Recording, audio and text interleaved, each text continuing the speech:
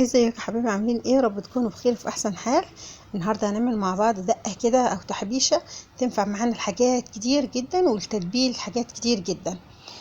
تنفع معانا للفول المدمس، تنفع معانا لتتبيل السمك، تنفع معانا كمان للفول النابت، وشوربه الفول النابت، وكمان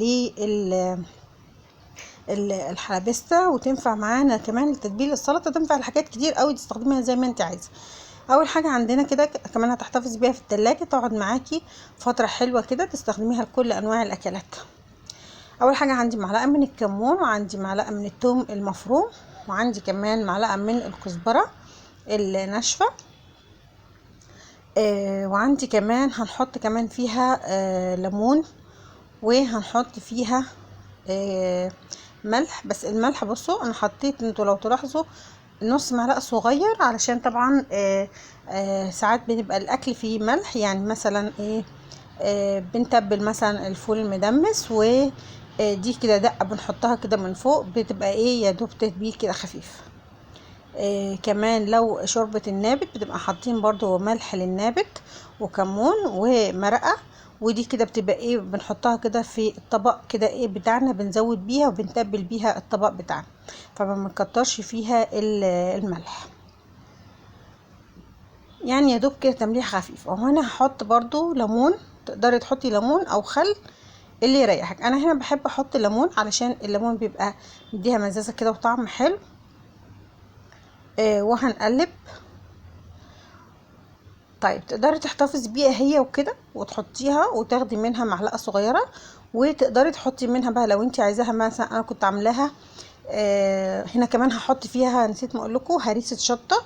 عندي هريسه شطه كده اللي هي الخضراء، حطيت منها معلقه. لو انت مش عايزه هريسه الشطه، مش بتحبيها حاميه شويه، خلاص ممكن تستغني عنها.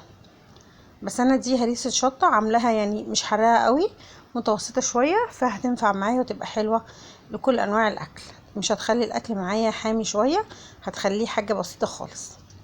هنا انا كنت عاملاها لنابت والحمص شام، فعملتها فحطيت لها بقى ايه من الشوربه اللي انا عملتها. شوربه النابت اخدت كده، بتبقى فيها طبعا ايه طماطم وبصل، الشوربه بتاعت النابت والحلبس. فبصوا بيبقى لونها كده برتقاني كده وحلو وجميل. باخد منها كده كوبايه وبزود بيها الدقه. تقدري تعملي كميه وتحتفظ بيها في التلاجة.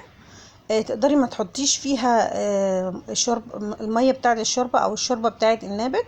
لو انت عايز تحتفظي بيها فتره اطول، ممكن تعمليها وتضيفي لها بس شويه ميه كده وخل مع الليمون، وتحتفظي بيها بقى في ازازه في التلاجة، وتتبلي بيها كل حاجه وكل انواع الاكل اللي عندك اللي هو بيحتاج توم وليمون والكلام ده. هتبقى معاكي حلوه جدا جدا جدا. دي تتبيله تنفع معاكي الاكلات كتير. اتمنى يا رب الفيديو يعجبكم. ما تنسوش تشتركوا في القناه ولايك وشير للفيديو.